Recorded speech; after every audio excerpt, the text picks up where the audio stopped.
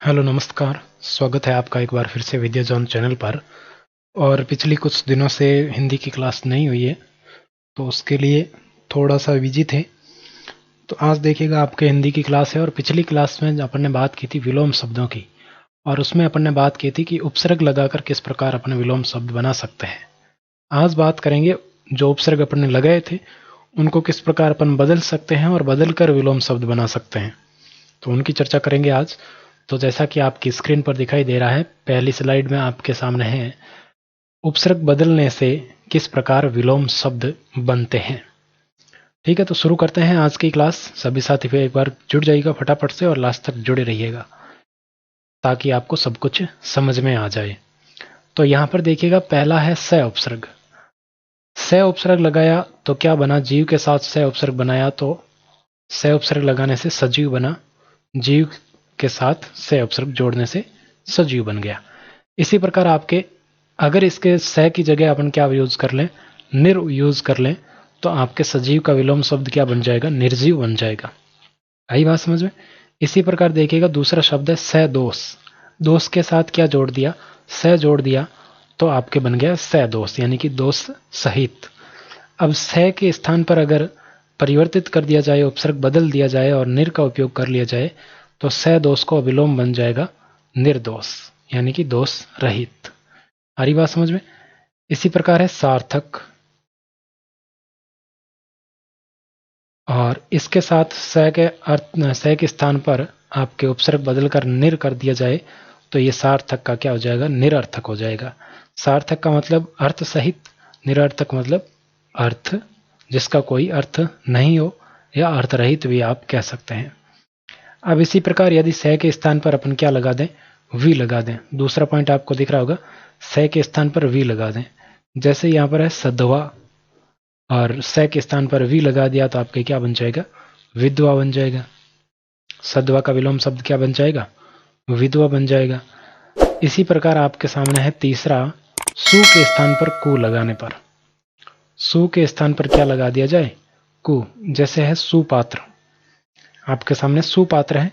अब सु के स्थान पर आपको क्या लगाना है, कु लगाना है, तो सुपात्र का क्या बन जाएगा, कुपात्र। इसी प्रकार सुयोग, तो सु के स्थान पर कु लगाओगे तो कुयोग बन जाएगा।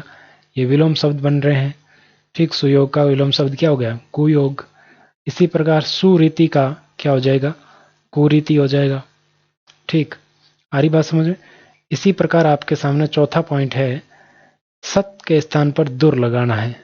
सत के स्थान पर क्या लगाना है, दुर। अब सत प्लस आचार सदाचार होता है। अब सत के स्थान पर दुर जोड़ दिया, दुर प्लस आचार दुराचार, जो कि सदाचार का क्या है, विलोम शब्द है। इस प्रकार आप बना सकते हैं, और भी बना सकते हैं, बहुत सारे शब्द होते हैं। तो यहां पर देखिएगा, सत प्लस उपयोग क्या बन गया, सदुपयोग। और इसी को अपन क्या बना सकते हैं, सदुपयोग का विलोम शब्द बना सकते हैं दुर उपसर्ग के द्वारा। दुर प्लस उपयोग कर देंगे तो इसका क्या बन जाएगा, दुरुपयोग बन जाएगा। आगे बात समझ में। अगर आपको दिखाई नहीं दे रहा है तो आप एक काम कीजिए, आपके फ़ोन की थोड़ी सी क्वालिटी बढ़ा लीजिएगा, और मैं भी थोड़ा सा इसको जूम कर देता हूं ताकि आपको अच्छे से सारी चीज़ें क्लियर हो जाए। अब आसानी से दिख रहा होगा, कोई दिक्कत यहाँ पर नहीं होगी। और कुछ चीज़ें हो सकता है कट रही है, तो उसको एडजस्ट कर लीजिएगा आप लोग भी, और मैं भी प्रयास करूँगा। पांचवा पॉइंट आपके सामने है, ए के स्थान पर सु लगाना। ए के स्थान पर सु लगाना है। तो देखिएगा, यहां पर आपके सामने दे रखा है अकाल। क्या दे रखा है, अकाल दे रखा है। अब ए के स्थान पर आपको क्या करना है, सु लगाना है, तो ये इसका क्या हो जाएगा, सुकाल हो जाएगा। इसी प्रकार है अरुचि, ए को बदलकर सु कर दो, क्या हो जाएगा, सुरुचि। इस प्रकार आप उपसर्ग को बदलकर विलोम शब्द उसका पता लगा सकते हैं। अगर कोई भी शब्द आ गया और आपको पता नहीं है, और आपको उस शब्द को तोड़ने पर कोई उपसर्ग मिलता है, तो उसका उपसर्ग बदलकर आप देख सकते हैं, जिससे आपको उसका आंसर पता लग जाएगा। ठीक, ऐसे कोई नहीं पढ़ाता है आपको इतने सारे नियमों के साथ, और इतने सारे तरीकों से कोई नहीं पढ़ाता, सीधे विलोम शब्द लिखवाते हैं। मेरा प्रयास यह है कि आपको अच्छे से समझ में आ जाए और कुछ नया सीखने को मिले। तो यहां पर देखिएगा, छठा पॉइंट है, ए के स्थान पर प्रय का प्रयोग करना। जैसे है अवर, और इसका विलोम शब्द क्या होता है? प्रवर।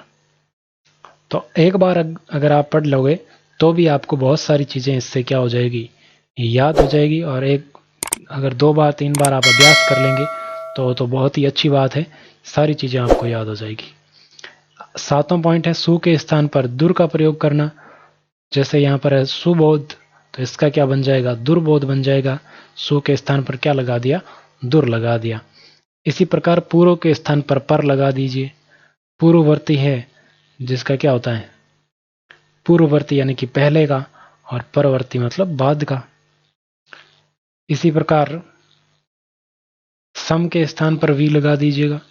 तो सम प्लस कल्प, तो संकल्प होता है, और सम की जगह अगर वी लगा देंगे तो इसका क्या हो जाएगा? विकल्प हो जाएगा। संपन्नता का क्या हो जाएगा? विपन्नता हो जाएगा। सम की जगह क्या लगाना है? वी लगाना है आपको।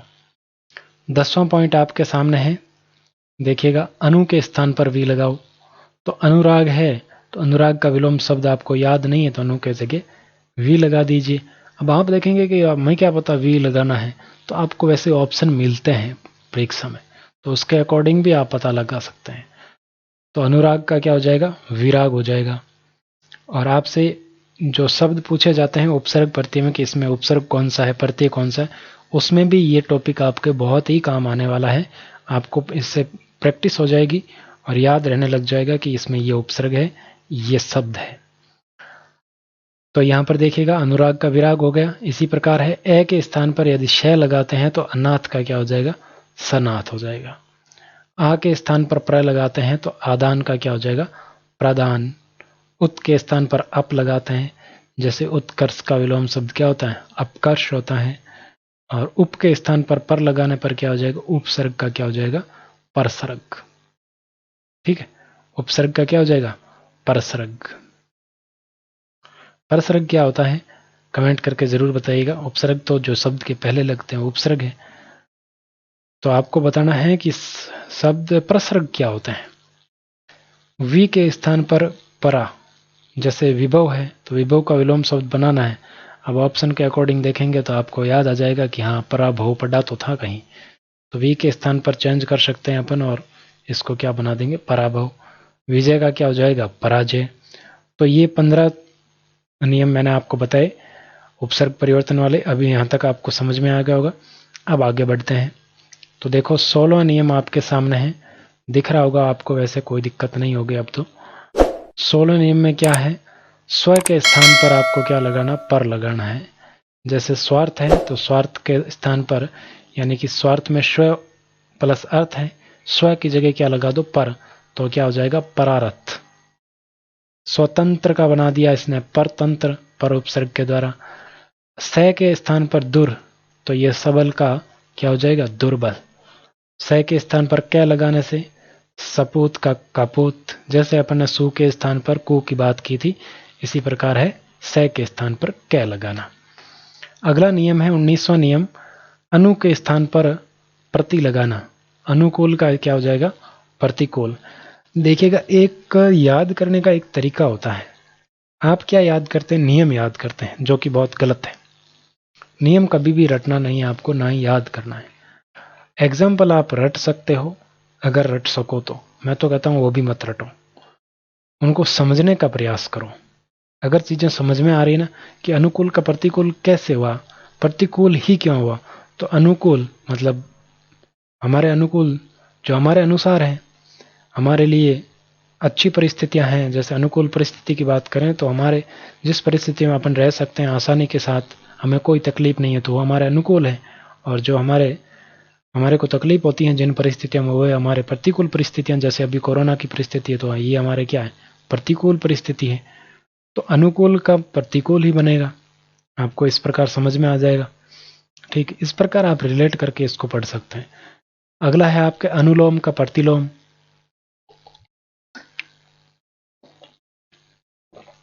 इसी प्रकार 20वां नियम है उत के स्थान पर नी लगाना। क्या लगाना आपको? यहां पर उत दे रखा है, उसके स्थान पर क्या लगाना है? नी। तो उत्कृष्ट का क्या हो जाएगा? निकृष्ट हो जाएगा। इसी प्रकार आपके उत है फिर से, और उत के स्थान पर क्या लगाना? अव। उत प्लस नति, तो तय का नय हो जाता है। ये आपको संधि में पढ़ा होगा आपने, नहीं पढ़ा तो अपन आगे पढ़ेंगे। तो उत का उत प्लस नति क्या हो गया? उन्नति, और इसी के उत की जगह अव लगा दिया तो क्या हो जाएगा? अवनति। ठीक है, ये बात समझ में आ गई। अगला देखिएगा, यहाँ पर आपके सामने है सम के स्थान पर अप, सम्मान, और सम्मान का क्या होता है? अपमान होता है, सिंपल सी बात है। और उप के स्थान पर अप लगा दिया जाए तो उपकार का क्या हो जाएगा? अपकार हो जाएगा। उपचय का अपचय, और दोनों हो जाए तो अपोपचय। ठीक, हालांकि अपोपचय आपके याद रखने की कोई आवश्यकता नहीं, उपचय का अपचय याद रख लीजिएगा, वो साइंस में आता है अपोपचय। अब देखिएगा आविर, आविर के स्थान पर आपको तिरो लगाना है, तो आविर्भाव का विलोम शब्द क्या बन जाएगा? तिरोभाव बन जाएगा। आविर्भूत का क्या बन जाएगा? तिरोभूत बन जाएगा। 25वां नियम है अंतर के स्थान पर बहिर लगाना, जैसे अंतरंग का क्या हो जाएगा? बहिरंग। अंतर्भाव का क्या हो जाएगा? बहिर्भाव। अब इसी प्रकार अगला आपके स्टेप है लिंग परिवर्तन के आधार पर। लिंग परिवर्तन के आधार पर किस प्रकार विलोम शब्द बनते हैं वो समझते हैं। यहां तक आपको समझ में आ गया तो क्लास को लाइक कर दीजिएगा और आगे बढ़ते हैं। ठीक है, इसी प्रकार के वीडियोस आपके चैनल पर रेगुलर रूप से मिल रहे हैं। जीके के वगैरह के सारी चीज़ें आपको मिल रही हैं। हिंदी की टेस्ट सीरीज भी नए तरीके से आने वाली है, नए सिरे से, तो उसके लिए आप चैनल को सब्सक्राइब करके रखिएगा। तो देखिएगा लिंग परिवर्तन से लड़का, लड़का पुल्लिंग है, इसका स्त्रीलिंग क्या हो गया? लड़की। मोर पुल्लिंग है, स्त्रीलिंग क्या हो गया? मोरनी। सेठ पुल्लिंग है, स्त्रीलिंग सेठानी। कवि पुल्लिंग है, कवयित्री, स्त्रीलिंग हो गया। अब कवयित्री में क्या होता है? कवि यत्री लिख देते हैं पेपर में और पूछते हैं कि कौन सा शब्द शुद्ध है, तो ये आपको ध्यान रखना है, शब्द शुद्धि में बहुत आता है कवयित्री। ये कवयित्री होता है, कवियत्री नहीं होता। ठीक, विद्वान का इसी प्रकार, विद्वान का स्त्रीलिंग क्या होगा? विदुषी। तो ये एक दूसरे के विलोम शब्द है सारे के सारे। ठीक है, हाथी का विलोम शब्द क्या होगा? हथिनी। ये लिंग परिवर्तन के आधार पर है। कुत्ता का क्या हो जाएगा? कुतिया। ठीक, अब देखिएगा स्थायी और निश्चित के आधार पर भी आपको दिए गए हैं। तो यहां पर देखिएगा अगला नियम क्या कहता है? अवनी। अवनी का विलोम शब्द क्या है? अंबर। अवनी का क्या है? अंबर। अर्पण, ग्रहण। अर्पण का क्या है? ग्रहण। इसी प्रकार अग्र का क्या है? पश्च। अग्र का मतलब आगे, पश्च का मतलब पीछे। अर्पण मतलब किसी को भोग लगाना, ग्रहण मतलब खुद ग्रहण करना। अनिवार्य, ऐच्छिक। अनिवार्य का क्या हो गया? ऐच्छिक। इसी प्रकार अमृत का क्या हो गया? विष। ये निश्चित है, ये सारे के सारे आपको याद ऐसे ही रखना है, इनमें कोई परिवर्तन नहीं होता, इसके यही रहते हैं हमेशा विलोम शब्द। कुछ होते हैं जिनमें परिवर्तन हो सकता है दिए गए ऑप्शन के अकॉर्डिंग, लेकिन इनमें हमेशा ऐसा ही रहता है। और अथ का क्या होता है? इति।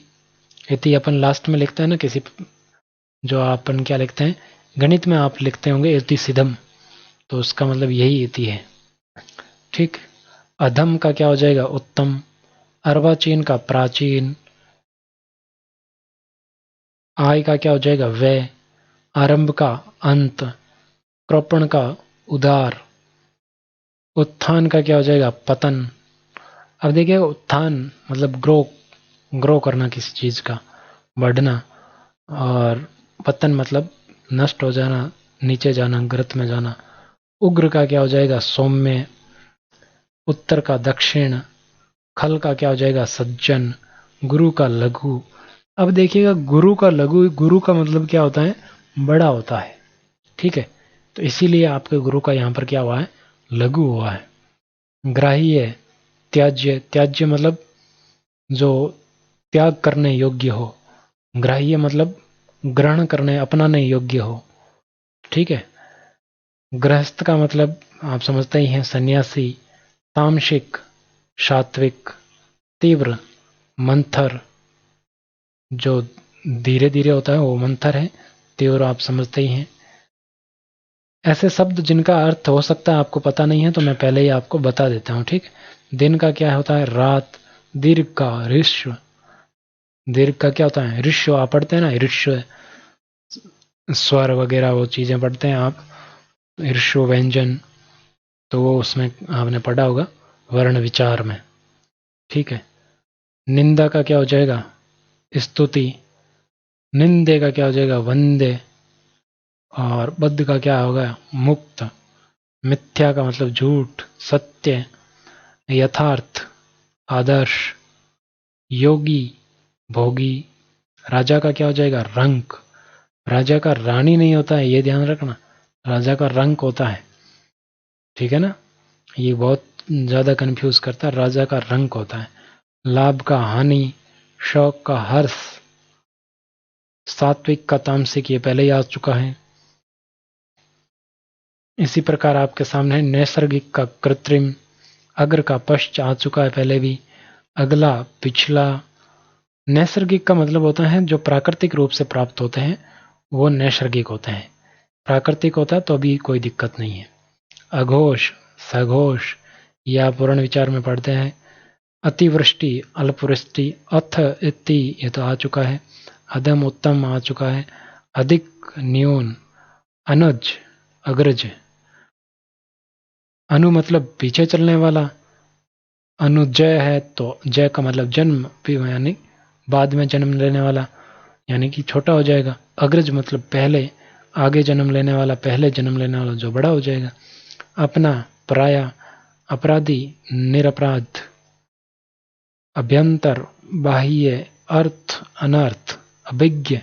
ये बहुत महत्वपूर्ण है, अभिज्ञ, अनभिज्ञ, ये भी पूछा जाता है बहुत बार। इसी प्रकार है अल्पायु। अल्पायु को क्या हो जाएगा? दीर्घायु। अल्पसंख्यक, बहुसंख्यक। अस्वस्थ का क्या हो जाएगा? स्वस्थ हो जाएगा।